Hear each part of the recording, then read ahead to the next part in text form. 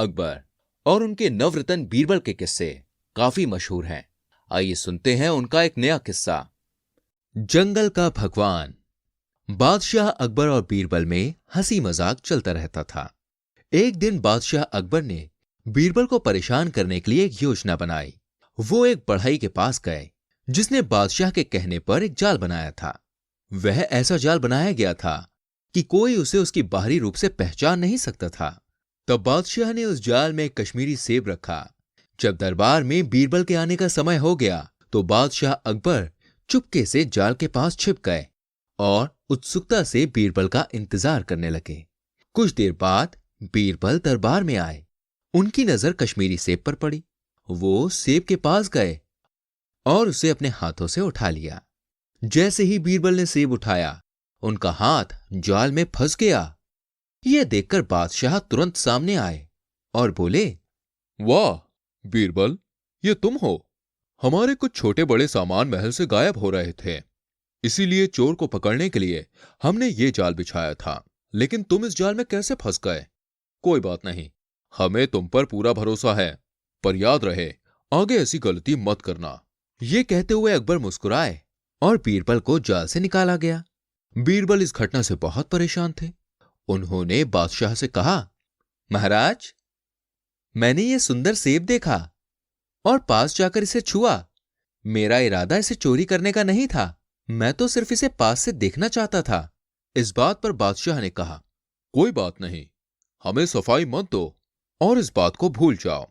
इस पूरी बात से बीरबल को बहुत शर्मिंदगी महसूस हुई और वो चुपचाप वहां से चले गए। इस घटना से बीरबल को बड़ा सदमा लगा और वो अपने दिमाग से ये सारी बातें निकाल नहीं पा रहे थे। उस दिन के बाद से जब भी दोनों की मुलाकात होती, बादशाह हमेशा बीरबल से यही कहते, सेब कैसा था बीरबल? इस तरह की व्यंग्यात्मक टिप्पणियों के कारण बीरबल को बहुत शर्म आती थी। वो हमेशा यही सोचते कि कैसे वो इस शर्मिंदगी से बाहर निकल सके। ऐसा बहुत दिनों तक चलता रहा। एक दिन उनके दिमाग में एक विचार आया। बादशाह अकबर शिकार के लिए जा रहे थे और उन्होंने बीरबल से पूछा, बीरबल, हम शिकार के लिए जा रहे हैं, तुम भी साथ चलो।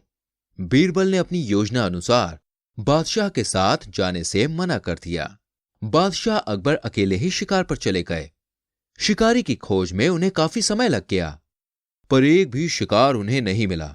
ढूंढते ढूंढते वो एक सुनसान रास्ते पर पहुंच गए। शाम हो चुकी थी और अंधेरा हो रहा था। तभी अचानक उन्हें एक आवाज सुनाई दी। अरे तुम कौन हो? कहां जा रहे हो? घोड़े से नीचे उतरो जल्दी। बादशाह ये देखने के लिए पीछे मुड़े कि ये आवाज कहां से आई। जब उन्होंने पीछे देखा तो पाया कि बाघ की खाल पहने एक आदमी हाथ में एक बड़ी सी बांस की छड़ी लेकर खड़ा था। बादशाह ने उसे अनसुना कर दिया और आगे बढ़ने लगे। तभी उस बाघ रूपी आदमी ने जोर से बांस को जमीन पर पटका और चिल्लाकर बोला, तुम नीचे उतरते हो या नहीं? मैं इस जंगल का भगवान हूं, तुम्हें मेरी बात माननी ही होगी। अब बादशाह अकबर को थोड़ा डर लगने लगा था। वो नीचे उतर आए और जंगल के भगवान के सामने झुकते हुए कहा, हे भगवान, आप कौन हैं? मैं यहां शिकार के लिए आया हूं। ये जंगल मेरे राज्य की सीमा के अंदर है, लेकिन अब मैं वापस लौट रहा हूं। ये कहकर बादशाह वापस जाने ही लगे थे। तभी जंगल के भगवान ने कहा, रुको, ये मेरी जमीन है। आप गलत रीति से मेरी जमीन में आए हैं और इसलिए आपको दंडित करना जरूरी है। बादशाह बहुत डर गए थे। उन्होंने कहा, हे भगवान, कृपया मुझे क्षमा करें, ये मुझसे अनजाने में हुआ। उस आदमी ने कहा, तो ठीक है, लेकिन मुझे तुम्हें एक छोटी सी सजा देनी चाहिए, क्योंकि तुमने बिना मेरी अनुमति के जंगल में प्रवेश किया है। क्या तुम वहां उस पेड़ को देख सकते हो? उस पेड़ की तरफ दौड़ते हुए जाओ और कहो, जंगल के भगवान की तरह। बादशाह ने वैसा ही किया जैसा कि उन्हें करने के लिए कहा गया था। बाद में बादशाह अपने महल में वापस आ गए। अगले दिन जब बीरबल महल में आए तो हमेशा की तरह बादशाह ने पूछा, क्यों बीरबल, सेब कैसा था?